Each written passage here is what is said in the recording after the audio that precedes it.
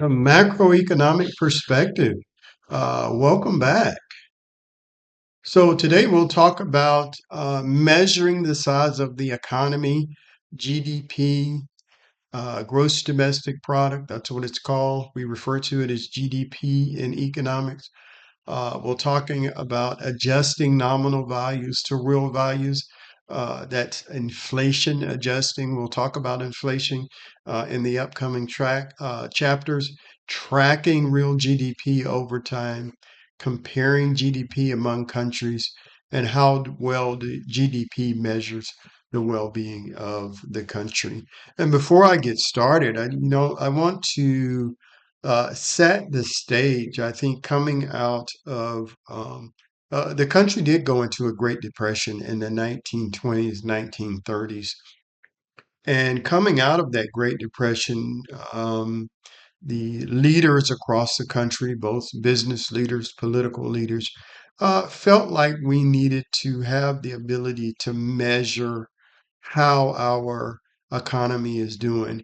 And so they created measures like GDP, inflation, which we'll talk about in upcoming chapters, unemployment, which we'll talk about. Those are the major three. Today, we're going to take a little deep dive and get an understanding of what gross domestic product is. At times, such as when many people have trouble making ends meet, it is easy to tell how the economy is doing. This is a photograph that shows lined up during the Great Depression. I just highlighted that, waiting for relief checks. At other times, when some are doing well and others are not, it is more difficult to ascertain how the economy is doing. So, from a macroeconomics standpoint, let's look at goals, framework, policies. That's going to be the crux of the remainder of this course. We'll talk about here in this chapter economic growth, low employment, unemployment, low inflation. Those are the goals of our economy. The framework is understanding and measuring aggregate demand, aggregate supply. We'll talk about different philosophies uh, on how to deal with an economy if it's sluggish and slow. So we'll look at the Keynesian model and see what the Keynesian model says to to provide prescriptions for a sick economy. We'll look at it from a neoclassical model as well. And each of those models, the medicine is either a combination of policy tools such as monetary policy, the Federal Reserve using the Federal Reserve tools to combat slow growth in the economy, or fiscal policy. Fiscal policy emanates from Washington, Congress, the Senate, the executive, which is the president. Those are the three branches that control fiscal policy. At the center of that is the Congress. They have the power of the purse, which was authorized and endowed to them through our founders in the Constitution. So the chart shows what macroeconomics is all about. The goals are a consensus of what are the most important goals of the macroeconomy. We want growth. We want low unemployment, people who are willing to work, they should be able to work, and we want stable prices. Why? Because when you get out in the workforce, your salary is going to be growing maybe 2.5%. And you don't want the price that you pay every day growing year over year 4 or 5%, because that means at the end of the day, when you come home, you're going to have less and less money year over year. So we want that price stability. The framework is what economists utilize to analyze macroeconomic changes such as inflation and recession. And policy tools, again, are the tools that the government uses to influence the macroeconomy.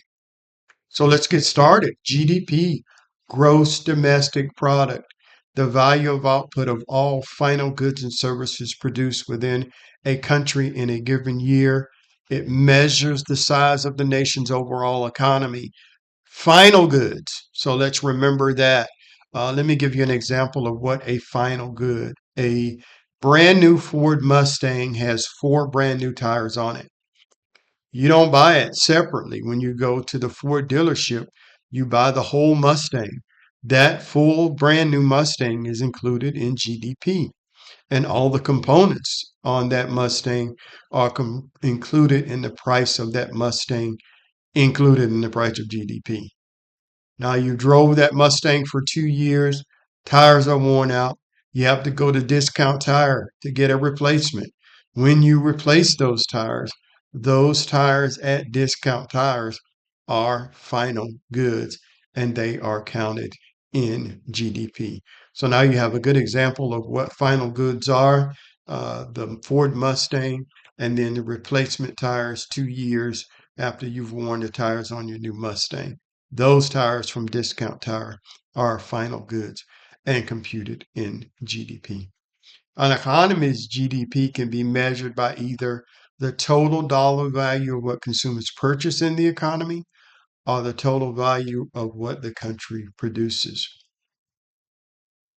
Who buys all of the country's production? Well, demand for production can be divided into four components. Consumption, consumption, which is the largest portion of growth or GDP in this country, which is why you see advertising all the time, which is why our taste and preferences change all the time. The clothes you wore 5 years ago are out of style. The music you listen to is out of style, and we're on to something new. Consumption is a large portion, and I'll show you that in upcoming slides. Business spending or investment, buying plant, equipment, government spending on services. We both drive down I-35 or 1604.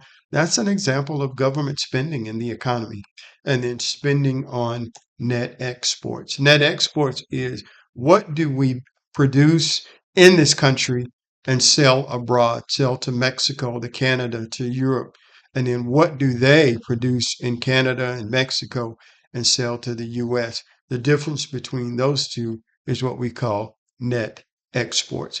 Looking at 2022, you can see again where consumption expenditure makes up a large majority of growth in our country.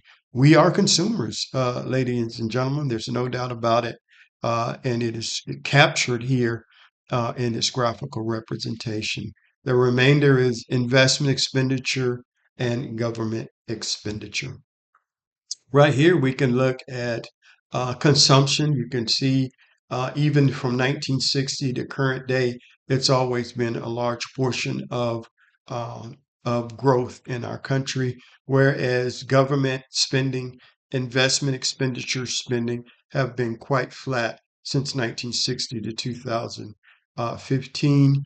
We used to run trade surpluses in the 60s, 70s. That when a trade surplus means we are selling more outside of the country than we're buying. Right now, we do run trade deficits, which means we're buying more than we sell out. Yeah. But I mean, if you look at your tag in your shirt uh, or T-shirt, you'll notice that for the most part, it's made abroad. Not a lot of our clothing, not a lot of the things that we purchase is made here in the United States. Again, consumption expenditure is about two-thirds of GDP, and it's moved little over time. Business investment hovers around 15% of GDP, government investment around 20% of GDP. And then we look at exports and imports. Exports exceed imports in the 60s to 70s. We ran a trade surplus in this country. GDP net export component or trade balance is what it's called, is equal to the dollar value of exports minus the dollar value of imports, which is what I highlighted earlier. So you can see how we compute trade balance, what a trade surplus is, what a trade deficit is. At current, we do run a trade deficit, so that is negative on GDP. Is there a formula for GDP? Absolutely. So, as economists, we created this formula: C, consumption, plus I, investment, plus G, government spending, plus net export, X, minus M. GDP measured by what is produced. So it can be divided into durable goods, long lasting goods. The refrigerator in your apartment or home, that's called a durable good. It lasts over time.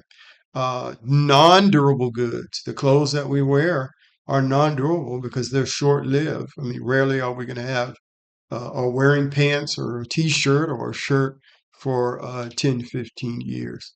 And then services, products with intangible, such as entertainment, healthcare, education. That's what we export the most, folks. And then structures, building uses, residences, factories, offices, buildings, retail store, are for other purposes. Changes in inventory, goods that have been produced but not yet sold. Every market transaction must have both a buyer and seller. We talked about that with supply and demand. So GDP must be the same, whether measured by what is demanded or about what is produced. Again, here is a chart that shows the percentages. Again, services. We are a service-based economy, makes up about 60%, which is why we were hit so hard back in 2000, 2000, 2020, 2021 during COVID, is because the majority of our country is services, restaurants, small business, uh, uh, accounting services. That's a lot of it, and you see that here represented in this graph where it's about 60%, and then you see non-durables, durables, structures, and then changes in other inventories, and then you can see this over time. Uh, Highlighted on the last chart, where services is a large and growing part of our economy. We do have a administration that is looking to increase manufacturing in our economy, but right now a large portion of it is services. Non-durable goods used to produce be a larger than durables, but in recent years, non-durable goods have been dropping to below the share of durable goods, which is less than 20%. And then we look at structures around 10%.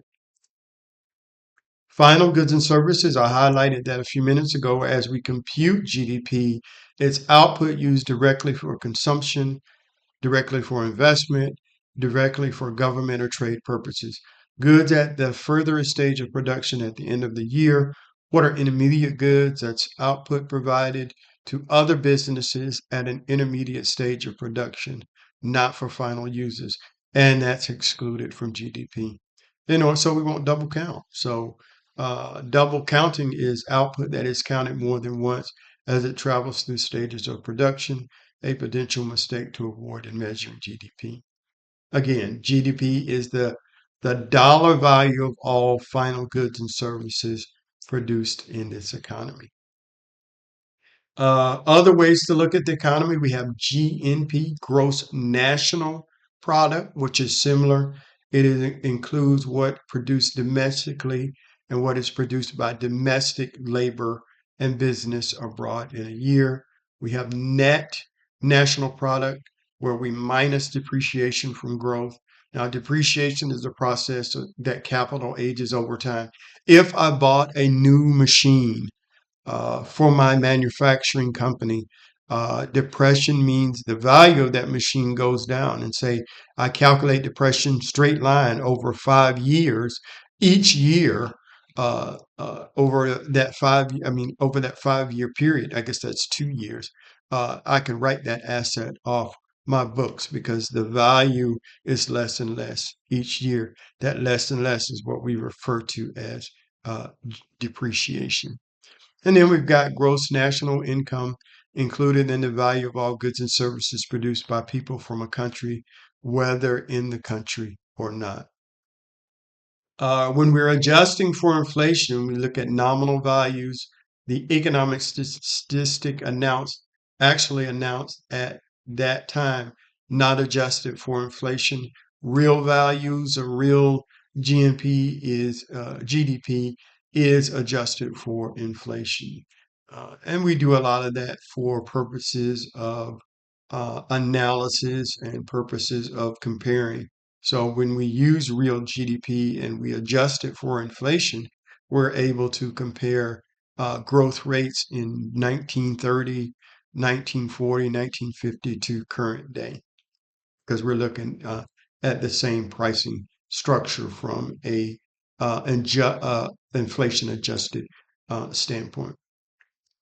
So you look at the nominal GDP of the country has grown over time exponentially from 1960 to its current level. So that's why we see that upward trajectory, and hopefully that continues. That's what we want to see. We want to see good GDP, good economic growth in the country. A good barometer, I think, for me and for many economists is around 2.5, 3% growth in our economy, because we want to be able to absorb new workers. I mean, you're on here putting yourself through college to earn additional income to get a job. We need to provide you with an economy that's growing, the economy that it can absorb you when you come out of college into the workforce.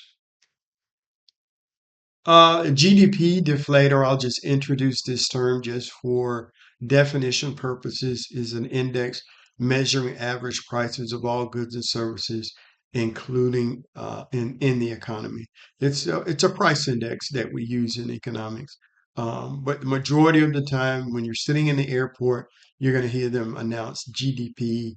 What's the GDP number for this quarter? It comes out each quarter of the year by the Bureau of Labor Statistics.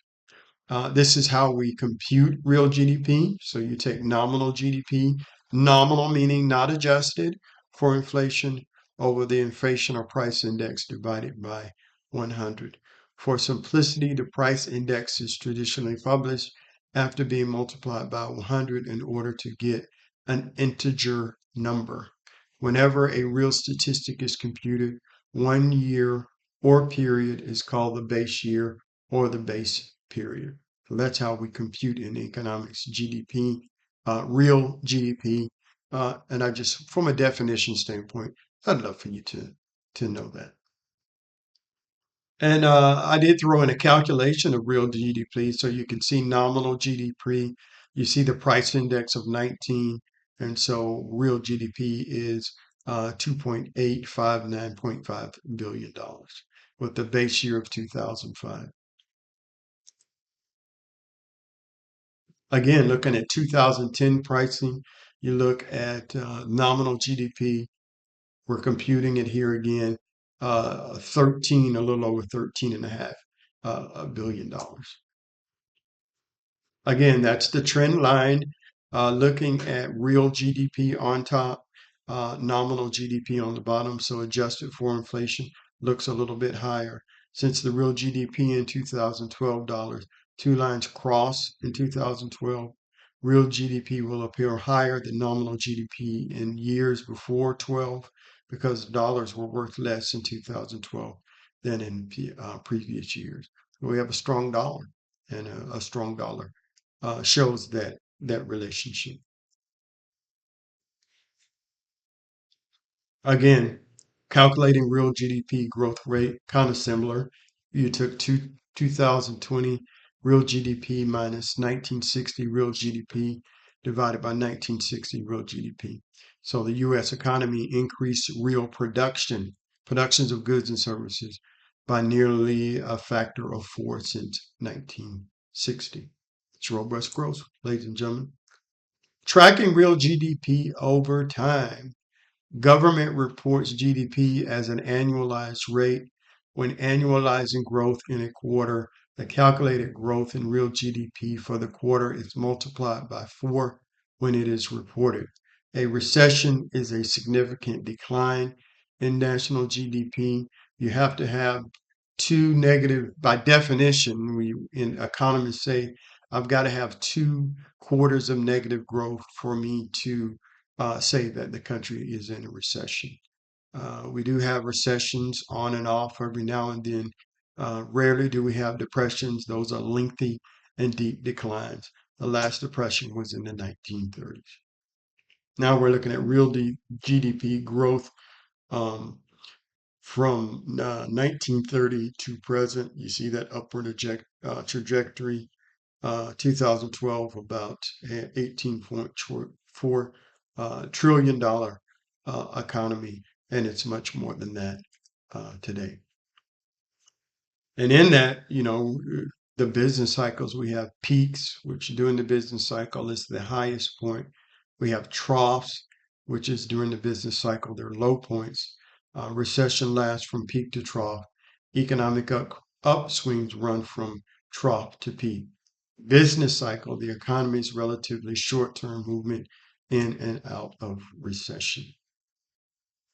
What are exchange rates?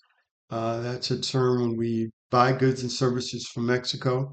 We have to buy them with the Mexican peso. They buy their goods with the US dollar. There's an exchange rate between those two, the value or price of one currency in terms of another currency.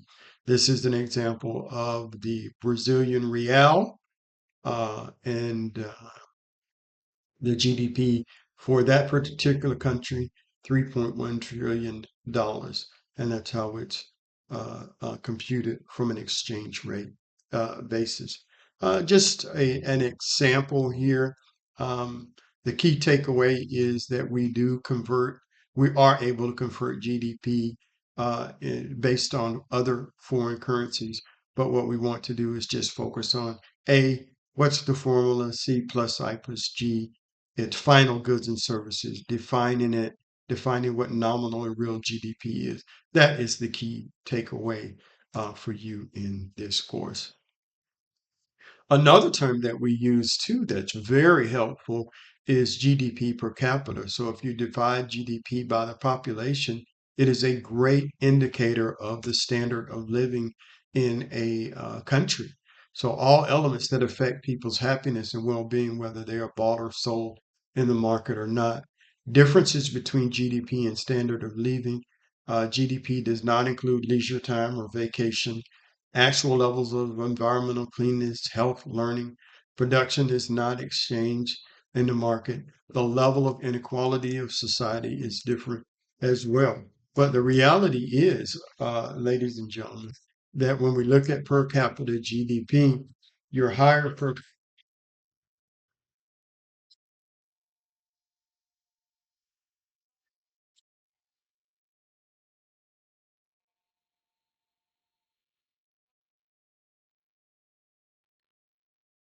judge for that. But the when we look at the standard of living for GDP, um, what it really does is tells us that your high per capita GDP countries such as the US, your tendency is going to have great infrastructure, good infrastructure throughout the country. Whereas in countries with low per capita GDP, such as sub-Saharan Africa, places like that have low GDP per capita.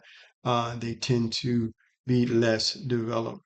You can Google that if you would, GDP per capita around the world, and you'll notice that your more industrialized countries, US, Europe, not Europe in general, but England, UK, Australia have high GDP per capita, and in a lot of African countries, have low GDP per capita. It is a good barometer of the health and the welfare of an economy. Again, thank you for joining me on GDP.